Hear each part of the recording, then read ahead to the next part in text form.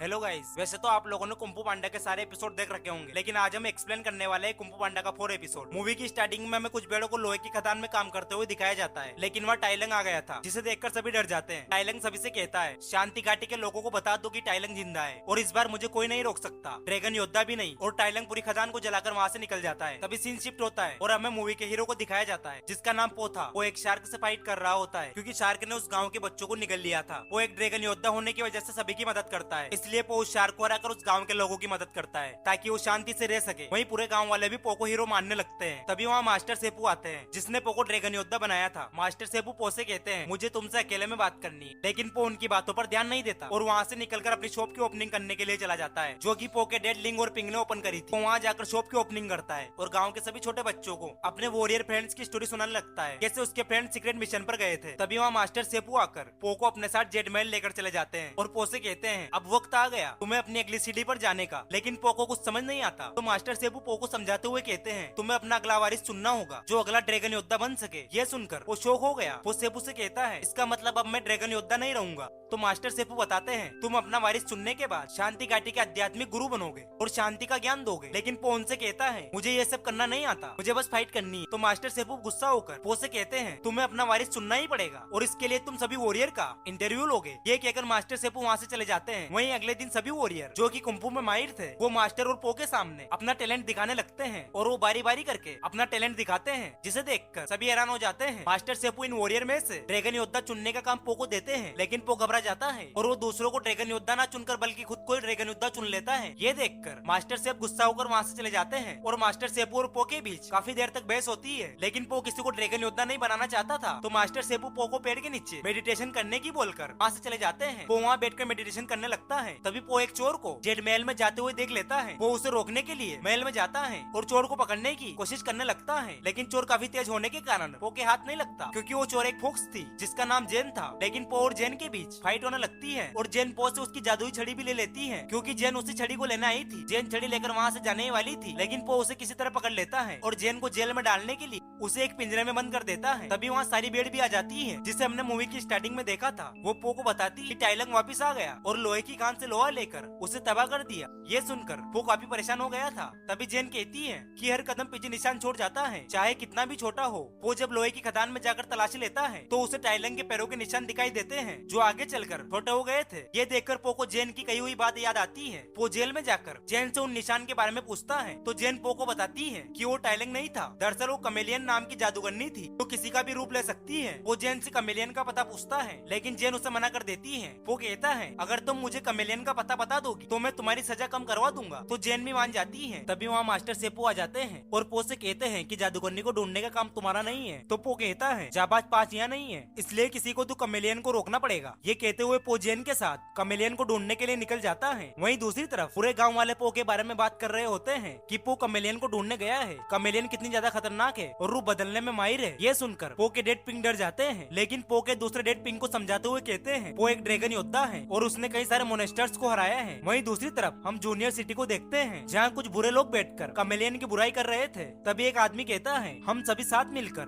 Chameleon को हरा सकते हैं और उससे छुटकारा पा सकते हैं। तभी उनमें से एक कहता है, कमेलियन रूप बदलने में माहिर है, क्या पता वो हम में से एक हो। तभी कमेलियन अपने असली रूप में आ जाती है, जिसे देखकर सभी डर जाते हैं और कमेलियन से माफी मांगने लगते हैं। कमेलियन सभी से कहती है, आज से 2 दिन बाद चंद्रग्रहण होगा और मुझे बहुत तैयारियां करनी है, इसलिए मुझे कई सारे पैसों की जरूरत है, इसलिए मैं तुम्हारे टैक्स को बढ़ाकर 60% कर रही हूँ। ये सुनकर बियर उसे मना कर देता है। कमेलियन इससे गुस्सा होकर हाथी का रूप ले लेती है और बियर को सीढ़ियों से नीचे गिरा देती है, जिससे बाकी लीडर काफी डर जाते हैं और टैक्स देने के लिए मान जाते हैं। वहीं हम पो के दोनों डेट को देखते हैं, जो घर से छिपते हुए बाहर निकल रहे होते हैं, लेकिन वो आपस में टकरा गए थे। तो पिंग लिंग से पूछते हैं, तुम इतनी रात को कहाँ जा रहे हो? तो लिंग झूठ बोल देते हैं, मैं तो बस चंद्रग्रहण देखने जा रहा हूँ। लेकिन पिंग समझ गए थे कि लिंग झूठ बोल रहे हैं। पिंग कहते हैं, हम दोनों को पो की चिंता है। फिर वो दोनों पो को ढूंढने के लिए निकल जाते हैं। वहीं हम पो और जेन को देखते हैं, जो कमेलियन को ढूंढते हुए आगे बढ़ रहे थे। तभी रात के समय पो को एक बड़ा शहर दिखाई देता है। तो जेन बताती है, ये जूनियर सिटी है और हमें वहाँ नाव से जाना पड़ेगा। लेकिन वो दोनों वहीं पास के एक ढाबे के अंदर जाते हैं, जहाँ की मैनेजर एक पिग थी। वो जेन से कहता है, मैं बोट का इंतजाम करता हूँ और तुम खाने का। वो एक रेबिट से पूछता है, हमें जेनिफर सिटी के लिए कोई बोट मिल सकती है? तो रेबिट उसे पिलीगन के पास भेजता है, जो बोट का कैप्टन था। लेकिन वो पो से ज्यादा पैसे मांगता है, इसलिए पो जाने से मना कर देता है। वही जेन पिक के साथ बैठकर जुआ खेलने लगती है और चीटिंग करके काफी सारे पैसे जीत गई थी और उसने ढेर सारा खाना भी ऑर्डर कर दिया था। तभी पो वहाँ आ जाता है और इतना सारा खाना देखकर खाना खाने लगता है, लेकिन खाना खाते वक्त पो से जेन को धक्का लग जाता है और उसकी पूंछ में से गेम के सारे पीस निकल जाते हैं। ये देखकर सभी समझ गए थे कि जेन ने चीटिंग की है, तो सभी लोग उन्हें मारने के लिए आगे बढ़ते हैं और फाइट करने की वजह से उनका पूरा रेस्टोरेंट हिलने लगता है। पो और जेन एक पिक को मारने लगते हैं, लेकिन फाइट के दौरान पो और जेन रेस्टोरेंट से सीधे एक नाव में आकर गिरते हैं और बोट का कैप्टन बोट को जेनिफर सिटी की तरफ लेकर जाता है। अगले सीन में हम कमेलियन को देखते हैं जो लोहे के पिंजरे बना रही होती है और वो कहती है मैं जल्दी पूरी दुनिया पर कब्जा कर लूंगी, लेकिन ये सब पो अपने सपने में देख रहा होता है। तभी जेन पो को जगाते हुए कहती है हम जेनिफर सिटी पहुंच गए। फिर वो लोग सिटी के अंदर जाते हैं जहाँ बहुत भीड़ थी। वो ये सब देखकर काफी डर जाता है, लेकिन जब वो आगे बढ़ते हैं तो पो को वहाँ बहुत सारा खाना नजर आता है। जेन कहती है ये जगह पहले बहुत अच्छी थी, लेकिन यहाँ कमेलियन ने कब्जा कर लिया और वो सभी लोगों को लूट रही है। लेकिन तभी वहाँ कुछ सैनिक बुल आ जाते हैं और जेन को पकड़ लेते हैं, क्योंकि जेन जेनिफर सिटी में एक वांटेड क्रिमिनल थी जिसके पोस्टर पूरी सिटी में लगे हुए थे। वो जेन को छुड़वाने की कोशिश करता है, लेकिन वो सैनिक पो को भी एक पिंजरे में बंद कर देते हैं। जेन किसी तरह उस पिंजरे का गेट खोल देती है और पो और जेन वहाँ से भाग जाते हैं, लेकिन तभी वहाँ कई सारे बुल सैनिक आ जाते हैं और जेन का पीछा करने लगते हैं। लेकिन जेन और पो उनसे किसी तरह बचते हुए एक टनल में आ जाते हैं और टनल से वो ऐसी जगह पहुंच जाते हैं जहाँ शहर के सभी गुंडे रहते थे। लेकिन तभी वहाँ जेन का मास्टर हान आता है जो जेन पर काफी गुस्सा था, क्योंकि वो उसे छोड़कर चली गई थी, जिससे सभी लोग जेन को मारने के लिए आगे बढ़ते हैं। लेकिन जेन उन्हें किसी तरह अपनी बातों में उलझा लेती है, जिससे वो बच गई थी। जेन मिस्टर होन से वहाँ रहने के लिए पूछती है तो मिस्टर हान भी मान जाते हैं। वहीं हम पो के दोनों डेट को देखते हैं जो उसी रेस्टोरेंट में जाते हैं जो पहाड़ पर बना था। जब पिंग अंदर जाकर पो के बारे में पूछते हैं और उन्हें बताते हैं कि पो उनका बेटा है। ये सुनकर सारे पिंग गुस्सा हो गए थे और रेस्टोरेंट का मैनेजर पिंग को पकड़कर अपने नुकसान की भरपाई करने के लिए बोलता है और पिंग को सूप में डालने ही वाला होता है। तभी मिस्टर लिंग अंदर आ जाते हैं और सभी से कहते हैं मेरे बेटे ने कुंफू मुझसे ही सीखा है। ये कहकर मिस्टर लिंग आगे बढ़ने लगते हैं, जिससे वो रेस्टोरेंट हिलने लगता है। ये देखकर रेस्टोरेंट का मैनेजर उन्हें बता देता है कि पो यूनिवर्सिटी की तरफ गया है। वहीं हम पो को देखते हैं जो जेन को सूझबूझ की छड़ी चलाना सिखा रहा था, लेकिन तभी कुछ रेबिट एक बंदर की पूंछ पर रॉकेट बांधकर जला देते हैं। पो को उस मंकी की मदद करता देख जेन काफी इंप्रेस हो गई थी। मास्टर हान उन दोनों से कहता है ऊपर किले तक जाने का रास्ता बिल्कुल साफ है। फिर वो दोनों किले के ऊपर जाने लगते हैं। तभी पो जेन को मास्टर वेग के दी आड़ू के पेड़ के बीच देते हुए कहता है हर एक बीच आगे चलकर एक पेड़ बनता है। जेन भी वो बीच अपने पास रख लेती है। पो और जेन एक सुरंग के अंदर जाते हैं। वहीं पो के डैड भी पो को ढूंढते हुए यूनिवर्सिटी आ गए थे। पो और जेन भी किसी तरह महल के अंदर पहुंच गए थे, लेकिन उन्हें अंदर बहुत सारे गार्ड दिखाई देते हैं। वो उन सभी से बचते हुए किसी तरह आगे बढ़ते हैं, लेकिन तभी पो को छींक आने लगती है, पर जेन उसकी छींक रोक देती है, जिससे पो पाद मार देता है और सारे गार्ड जाग जाते हैं और उनके पीछे आते हैं। ये देखकर पो और जेन एक सुरंग में जाकर गेट बंद कर देते हैं, जिससे गार्ड तो बाहर रह गए थे, लेकिन पो और जेन एक ट्रैप में फंस जाते हैं। वो उस ट्रैप को देखकर घबरा गए थे। वो लोग उस ट्रैप से बचते हुए किसी तरह आगे बढ़ते हैं। तभी पो लुढ़कता हुआ आगे चला जाता है और अचानक पो के ऊपर एक पिंजरा गिर जाता है। पो उससे निकलने की काफी कोशिश करता है, लेकिन वो बाहर नहीं निकल पाता। पो जेन से कहता है हमें पिंजरे को छड़ी की मदद से उठाना पड़ेगा, और पो अपनी छड़ी जेन को दे देता है, लेकिन जेन उसे धोखा देती है क्योंकि जेन कमेलियन के लिए काम करती थी और कमेलियन भी वहाँ गई थी। जेन छड़ी कमेलियन को दे देती है। ये सब देखकर वो काफी दुखी होता है। कमेलियन बताती है जेन जब छोटी थी तब मैंने ही उसे सहारा दिया था और मैंने ही उसे बड़ा करके ऐसा बनाया था, और तभी से जेन उसके लिए काम करती है। वो कमेलियन से पूछता है तुम इस छड़ी का क्या करोगी? तो कमेलियन पो को अपनी स्टोरी बताती है मुझे भी कुंफू सीखना था, लेकिन मेरी साइज छोटी होने के कारण मुझे किसी ने कुंफू नहीं सिखाया, इसलिए मैंने जादू सीखा और अब मैं इस छड़ी की मदद से रूह की दुनिया का रास्ता खोल दूंगी और सभी मरे हुए कुंफू मास्टर की रूह से उनकी सारी एबिलिटी को छीन लूंगी, जिससे मैं एक कुंफू मास्टर बन जाऊंगी और दुनिया पर राज करूंगी। ये सुनकर वो पिंजरे से बाहर निकलने की कोशिश करता है, लेकिन कमेलियन उसे बताती है तुम इसे तोड़ नहीं सकते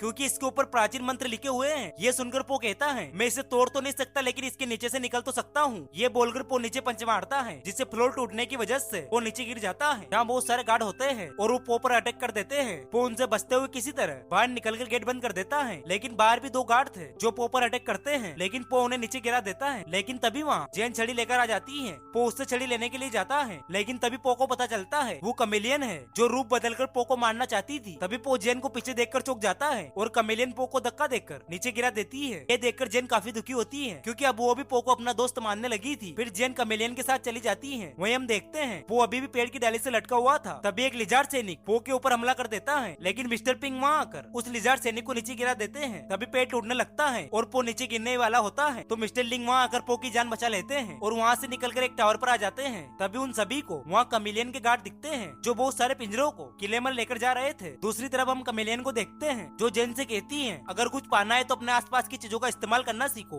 और हमने पो का इस्तेमाल उसकी छड़ी को छीनकर उसे खत्म करने के लिए किया था। ये सुनकर जेन को समझ आ जाता है कि कमेलियन ने उसका भी इस्तेमाल अपना मकसद पूरा करने के लिए किया है। अब कमेलियन रू का दरवाजा खोल देती है, जहाँ वो सबसे पहले टाइलंग को बाहर निकालती है। टाइलंग पूछता है तुमने मुझे क्यों बुलाया, तो कमेलियन बताती है मुझे तुमसे कुंफू सीखना है। तो टाइलंग कहता है मैं अपना हुनर किसी को नहीं सिखा सकता। ये कहकर वो वहाँ से जाने लगता है। तो कमेलियन रू की दुनिया का दरवाजा बंद कर देती है और कमेलियन के गार्ड टाइलंग पर हमला करने लगते हैं, लेकिन टाइलंग सबको अपने कुंफू से हरा देता है। लेकिन कमेलियन अपनी जीभ से टाइलंग का हुनर छीनकर उसे पिंजरे में कैद कर देती है और कमेलियन एक एक करके सभी मास्टर का कुंफू छीनने लगती है। ये सब देखकर जेन दुखी होकर वहाँ से बाहर निकल जाती है। वही हम पो को देखते हैं जो छड़ी लेने के लिए किले में जा रहा था। तभी रास्ते में उसे जेन मिलती है जो पो को देखकर काफी खुश होती है, लेकिन जेन ने पो को धोखा दिया था इसलिए पो जेन से बात नहीं करता और आगे बढ़ने लगता है। लेकिन जेन पो को रोकती है और पो से कहती है मैं तुम्हें अंदर मरने के लिए नहीं जाने दे सकती और पो को गले लगा लेती है। जेन कहती है मुझे समझ आ गया, तुम ही मेरे सबसे अच्छे दोस्त हो। ये सुनकर पो भी उसे माफ कर देता है। जेन पो को बताती है तुम कमेलियन को नहीं रोक सकते। पो कहता है मुझे कोशिश तो करनी चाहिए और वो किले में चला जाता है। पो के दोनों डेड जेन से कहते हैं हमें पो की मदद करनी होगी। जेन कहती है हमें इसके लिए फौज की जरूरत पड़ेगी और जेन अपने मास्टर हान के पास जाकर मदद मांगती है, लेकिन हान मदद करने से मना कर देते हैं। जेन उन्हें समझाते हुए कहती है ये शहर हम सबका है और कमेलियन पावरफुल बन गई तो हम सबको मार देगी। तो हान भी मदद करने के लिए मान जाता है। वहीं हम किले पर कुछ गार्ड को बातें करते हुए देखते हैं। वो वहाँ जाकर उन सभी गार्ड को किले से उल्टा लटकाकर आगे बढ़ जाता है। वहीं हम पो के डेड को देखते हैं जो जेन से कहते हैं तुम अंदर जाकर पो की मदद करो, हम गार्ड को संभाल लेंगे। फिर मास्टरलिंग गार्ड को गेट से दूर ले जाने के लिए उनके सामने जाते हैं, जिससे सभी गार्ड उनके पीछे पड़ जाते हैं और मौका देकर हान और उसके साथी गार्ड के ऊपर हमला कर देते हैं। वहीं पो किले में पहुंचकर सभी मास्टर्स के पास जाता है, लेकिन सभी मास्टर्स पो को सुनाते हैं क्योंकि पो ने कमेलियन को छड़ी दे दी थी। तो पो उन सभी से वादा करता है कि मैं उससे वो छड़ी लेकर तुम सबको रूह की दुनिया में भेज दूंगा। फिर पो कमेलियन के पास जाकर अपनी छड़ी वापस मांगता है तो कमेलियन भी उसे छड़ी दे देती है क्योंकि कमेलियन ने सारे मास्टर से उनका हुनर छीन लिया था।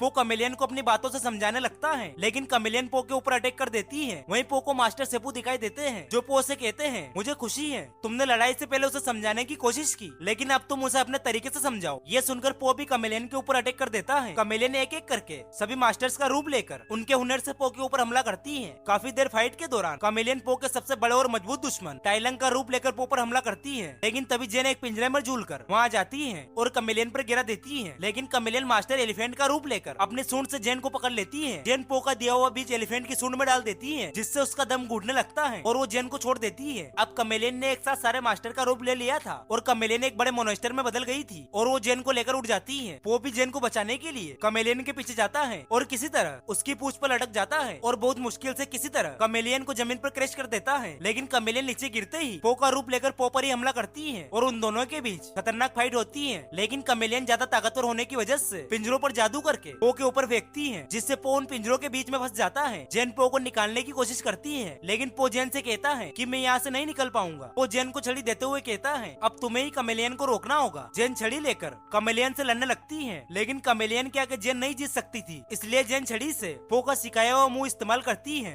और कमेलियन उसके अटैक से बच नहीं पाती और हार जाती है। वहीं पो भी पिंजरे से बाहर आ जाता है। जेन ये देखकर पो से कहती है तुम बाहर नहीं आ सकते थे। तो पो बताता है कि बीज को जब तक उगने का मौका नहीं दिया जाता तब तक वो उगता नहीं है, क्योंकि पो समझ चुका था कि जेन उसकी शिष्य बनने के लायक है, इसलिए उसने जेन को छड़ी दी थी। वो लोग बातें कर ही रहे होते हैं, तभी कमेलियन उनके ऊपर अटैक करने आती है, लेकिन पो छड़ी की मदद से कमेलियन पर अटैक करके उसे नीचे गिरा देता है और छड़ी उसकी जीभ पर छू देता है, जिससे सभी मास्टर्स का हुनर उनके पास चला जाता है और वो सभी लोग पिंजरे से बाहर आकर पो की तारीफ करने लगते हैं। टाइलंग पो से कहता है मास्टर उगवे तुम्हारे बारे में सही कहते थे, तुम इतने भी नकारा नहीं हो। और सभी कुंफू मास्टर पो को झुककर रिस्पेक्ट करते हैं। इसके बाद पो छड़ी की मदद से रूह की दुनिया का दरवाजा खोल देता है, जिससे सभी मास्टर्स रूह की दुनिया में वापस जा सके। टाइलंग कमेलियन को भी अपने साथ रूह की दुनिया में लेकर चला जाता है। इसके बाद हम पो को जेन के साथ देखते हैं जो शांति घाटी में होते हैं। पो जेन को मास्टर सेपू के पास लेकर जाता है और सेपू से कहता है कि अगला वारिस जेन बनेगी। ये सुनकर मास्टर सेपू वहाँ से चले जाते हैं। पो जेन की ट्रेनिंग शुरू करता है, तभी वहाँ जाबाज 5 भी सीक्रेट मिशन से वापस आ जाते हैं और सभी मिलकर जेन को ट्रेन करने लग जाते हैं। और इसी सस्पेंस के साथ इस मूवी की हैप्पी एंडिंग हो जाती है। और गाइस आपको वीडियो अच्छी लगी हो